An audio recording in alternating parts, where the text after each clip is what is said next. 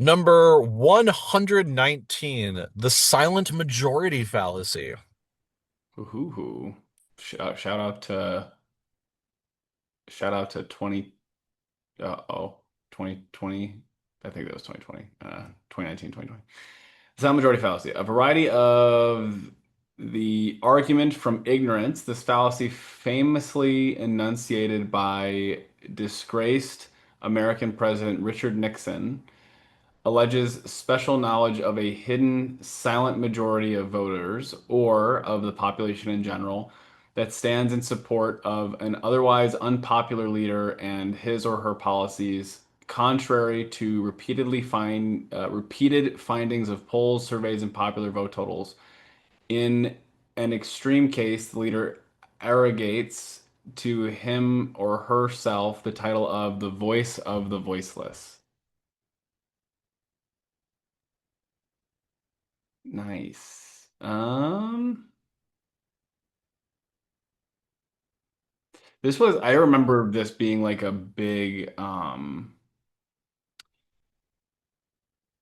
this was a big thing that was talked about during uh, the first election between, well, where Trump was running versus Hillary. I remember the silent majority being like a big thing that was said repeatedly, like those exact words. And I remember people being really proud of that. It was like, I remember people deriving this sense of like, we are the silent majority.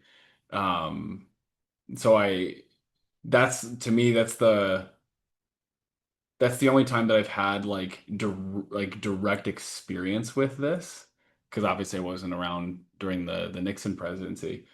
Um, but I remember when I saw people like get prideful about being a part of this silent majority, I remember that bringing up some like worry, fear in my system because I was like, wait, what? Where does this silent majority do they gather somewhere and do they like talk to each other in secret meetings? Like, what is this? Um, but yeah, that's the only time that I can think of like actually where I've actually experienced this, seen this, and had a personal like feeling towards it. Um, yeah, and then in terms of my own personal thoughts, for me, it like I don't know, it kind of I think that I think when someone takes the position, this is my current position as of March 5th, 2026. My current position is that if someone ever were to include themselves in something called a silent majority, I think that's one of the most cowardice things anybody could ever do. It's like, okay, so you're saying that you're a part of the majority and even though you're emboldening yourself with being a part of the majority, you're also taking pride in the fact that you're not saying or doing anything about being a part of said majority on some issue. I think it's a way to it seems to me like a way to like kind of give oneself um a sense of emboldenment and pride in one's own beliefs without having to take any accountability for it whatsoever. Because if you can say, I'm a part of the majority, but we're silent, then it's like I don't have to be held accountable to anything that I believe. And it's like this like convenient wall. So that's my kind of like personal experience and thoughts on it. Awesome. I've been having a hard time really understanding exactly what this fallacy is. I think I'm starting to get it now. Um, so it's a variety of argument from ignorance. So the argument of ignorance is I don't know something, therefore I know something. Yeah. Uh, Meaning th this is often used as God of the gaps, so I'll just use this as an example. Um, I don't know how evolution could have worked, therefore God did it. Yeah. Um, so it's like that, well, you don't know that. So what this is saying is Nixon declared that um so let's say Nixon didn't know why exactly um the majority of people voted for him, but he just assumes that one of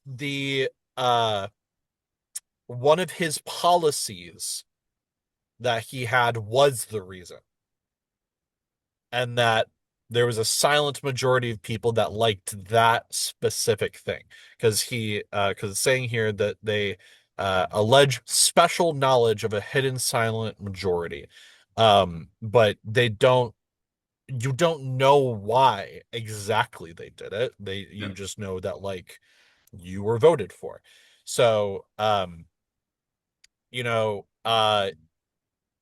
you could argue if we're using 2016 as an example, not that a lot of people were a fan of President Trump, but maybe he won because so many people had such a distaste for Hillary Clinton.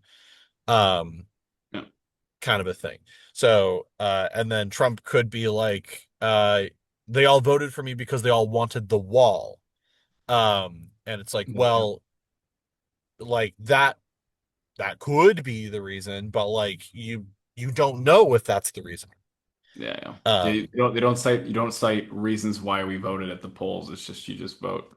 exactly. Yeah. So, that's what I think this fallacy is. It's a variety of argument from ignorance. So, um, very, I'm amazed by how many very specific fallacies are on this list, that are really unique from one another, or at least like special case scenarios of like argument from ignorance, for example, here. Um, Sarah, did you have any thoughts on the silent majority fallacy? Uh, no, I was in the same boat where like I was having a hard time understanding it, but your explanation helped. But I don't think I have any additional thoughts or anything. So, Yeah, I'm just trying to think like, okay, when have I done this?